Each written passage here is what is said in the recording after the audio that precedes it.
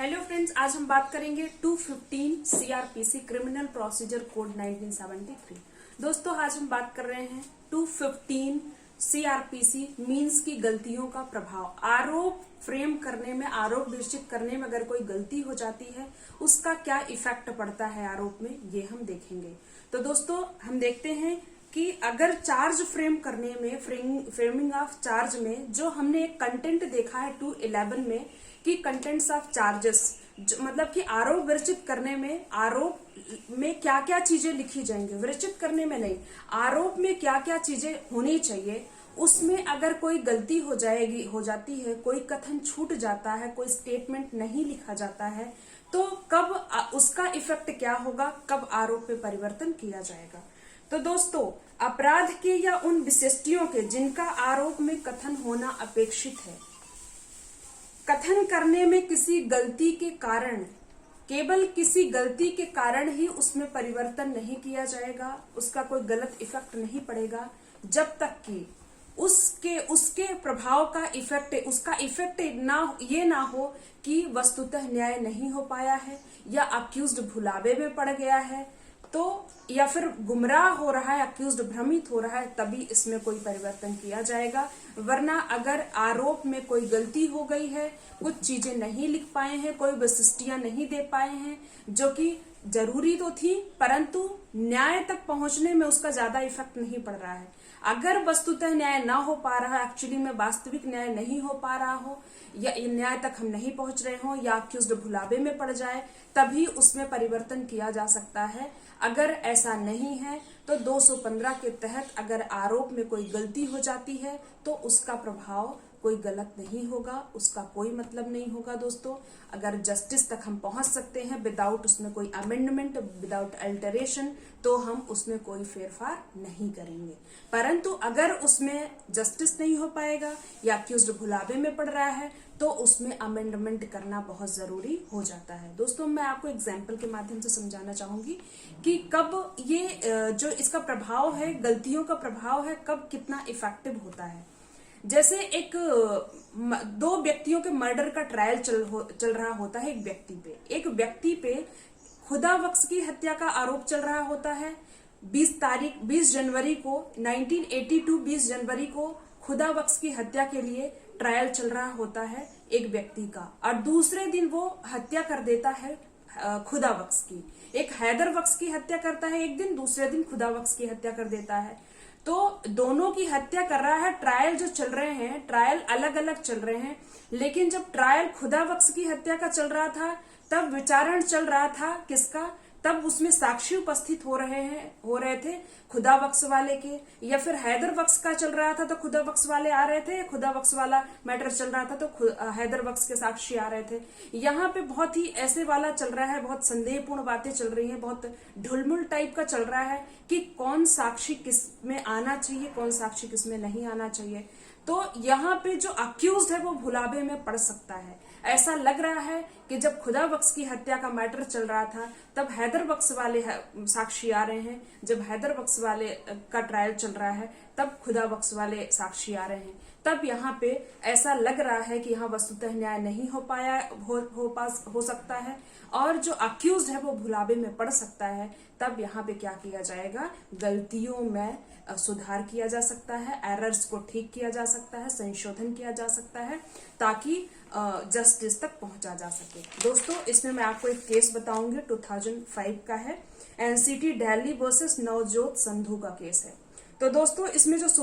Supreme court ने जो अपनी गाइडलाइन दी है, सुप्रीम कोर्ट ने जो रूलिंग दी है वो ये है कि आरोप को रद्द कब किया जा सकता है, आरोप को कैंसिल तब किया जा सकता है, रद्द तब किया जा सकता है जबकि वस्तुतः न्याय ना हो सके या फिर अक्यूज्ड भुलावे में पड़ गया हो।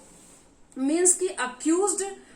अगर उस पर कोई संशोधन नहीं होता है, उस एरर को ठीक नहीं किया जा सकता है, तो अक्यूज्ड भुलावे में पड़ सकता है, अक्यूज्ड के साथ नाइंसाफी हो सकती है, उसके साथ जस्टिस नहीं हो सकता है। तब बिना कैंसिल किए चार्ज को आगे कार्यवाही नहीं की जाएगी, चार्ज को कैंसिल कर दिया जाएगा, बल्कि नया चार्ज फ्रेम किया जाएगा, नए तरीके से चार्ज बनाया जाएगा। ये गाइडलाइन थी दोस्तों 2005 में सुप्रीम कोर्ट की, एनसीटी दिल्ली वर्सेस नवजोत संधू का केस था। फिर दोस्तों हम देखेंगे कि आरोप विरचित ना करने या उसके अभाव या उसमें गलती का क्या प्रभाव होगा। दोस्तों अगर हम किसी केस में चार्ज फ्रेम नहीं कर रहे हैं, कोर्ट अगर किसी केस में चार्ज फ्रेम नहीं किया है या फिर उसका अभाव रहा है, चार्ज फ्रेम का अभाव रहा है या उसमें कोई गलती हो गई है फ्रेमिंग ऑफ चार्ज में, तब क्या हो सकता है, तब क्या उसमें परिवर्तन किया जाएगा या फिर ऐसे ही मामला चलता रहेगा। तो दोस्तों ये 464 सीआरपीसी की सेक्शन है 464, उसके अनुसार किसी सक्षम अधिकारिता वाले न्यायालय का कोई निष्कर्ष, दंडादेश या आदेश केवल इस आधार पर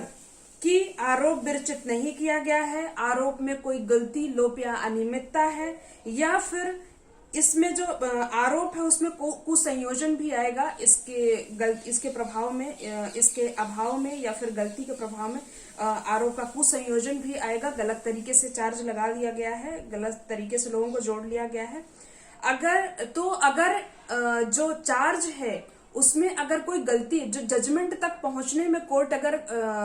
अनियमितता बरत लेगा या फिर कोई गलती हो रही है और अपील, पुष्टिकरण या पुनरीक्षण न्यायालय की राय में उसके कारण वस्तुतः न्याय नहीं हो पाएगा, तभी इसमें परिवर्तन किया जाएगा, तभी इसमें संशोधन किया जा सकता है। अगर ऐसा नहीं है, अगर उसमें अन्याय होने की कोई संभावना नहीं है, अक्यूज्ड को भुलावे में पड़ने की कोई संभावना नहीं है, तो भले से ही चार्ज फ्रेम नहीं किया गया है, भले से ही कोई लोप, निष्कर्ष, दंडादेश या आदेश में कोई गलती या अनियमितता हो गई है या फिर आरोपों में कुसंयोजन का इफेक्ट है, तब भी कोई प्रभाव नहीं पड़ेगा और मामला ऐसे ही चलेगा जैसे कि सब कुछ सामान्य हुआ हो, जैसे कि कोई ऐसी गलती या अभाव ना रहा हो। दोस्तों इसकी प्रक्रिया क्या है?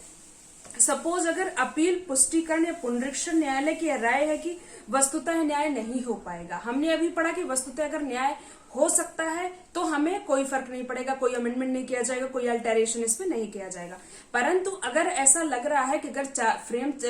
चार्ज में कोई गलती हो गई है, चार्ज ही फ्रेम नहीं किया गया है, लोप, अनियमितता, कोई ऐसी त्रुटि दिख रही है, तो उससे ऐसा लग रहा है कि वस्तुतः न्याय नहीं हो पाएगा, तब कोर्ट क्या करेगा, उसकी प्रक्रिया क्या है? आरोप विरचित ना किए जाने की दशा में बोल देगा कि आरोप विरचित करिए, फ्रेमिंग ऑफ चार्ज के लिए ऑर्डर दे देगा। और अगर आरोप में गलती, लोप या अनियमितता की दशा है तो उसमें क्या करेगा? किसी ऐसी रीति से जिसे वह ठीक समझे नया आरोप विरचित करने के लिए आदेश दे सकेगा या नया आरोप स्वयं विरचित कर सकेगा। परंतु यदि न्यायालय की यह राय है कि मामले के तथ्य ऐसे हैं कि साबित तथ्यों की बाबत अक्यूज्ड के विरुद्ध कोई विधिमान्य आरोप नहीं लगाया जा सकता, तो वह दोष सिद्धि को अभिखंडित कर सकता है। अगर उस टाइम पे जब मामला ये चल रहा है कि वस्तुतः आरोप फ्रेम नहीं किया गया है, आरोप फ्रेम किया जाना चाहिए या कोई गलती, लोप, अनियमितता हो गई है, इसी बीच कोर्ट ये भी डिसाइड कर सकता है कि क्या अक्यूज्ड जो दोषित ठहराया गया है वो किसी आरोप के लिए हकदार था भी कि नहीं, वो ऐसा कोई ऑफेंस किया भी था कि नहीं जिस पर उसको दोषित किया जाए कोई चार्ज फ्रेम करके। अगर कोर्ट को लग रहा है कि उस पर कोई चार्ज फ्रेम करना जरूरी ही नहीं, आवश्यक ही नहीं है, तो उस व्यक्ति की, उस अक्यूज्ड पर्सन जो दोषित किया जा चुका है, कि दोष सिद्धि जिसकी हो चुकी है, उसके दोष सिद्धि को वो शून्य कर देंगे, अभिखंडित किया जा